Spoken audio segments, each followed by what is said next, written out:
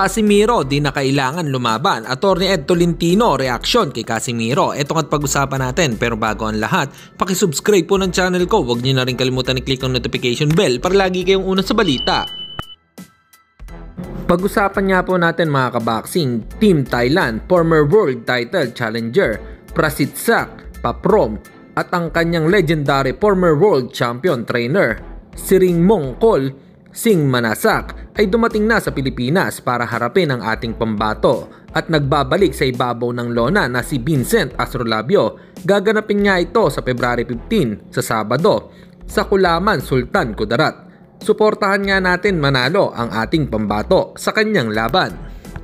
Samantalang ayon naman po sa sinabi or opinion ni Attorney Ed Tolentino patungkol kay General Casimiro, mula daw nung umalis sa MP promotion, si Cuadro Alas ay nawala ng direksyon ang karera nito sa pagbaboxing at kahit pa nakapasok sa top 15 world ranking, hirap pa din na makahanap ng championship fight. Dagdag pa nga po ni Attorney Ed Tolentino, ang weight issue daw di umano ni Casimiro kung saan ito ang naging dahilan kung bakit nawala ang hawak nitong WBO belt at 2 beses hindi natuloy ang laban nila ni Paul Butler. Dahil sa huling laban din ito ay hindi nakuha ang timbang at pinatawa ng 1-year suspension ng Japanese Commission at mas lalong nahirapan na makalaban si Naoya Inoue.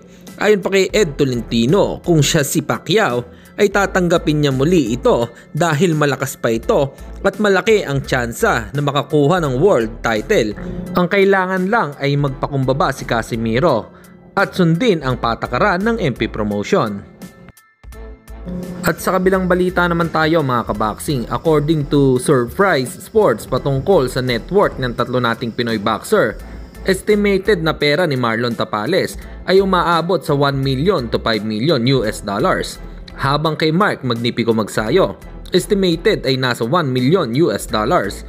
At kay former 3 Division World Champion General Cuadro Alas Casimiro, estimated 2 million US dollars. Para sa inyo mga kaboxing, ano po ang opinion nyo rito? Comment lang kayo sa ibaba. Hanggang dito na lang muna ang ating balita. Dito na lang ang aking boxing news report. Babu!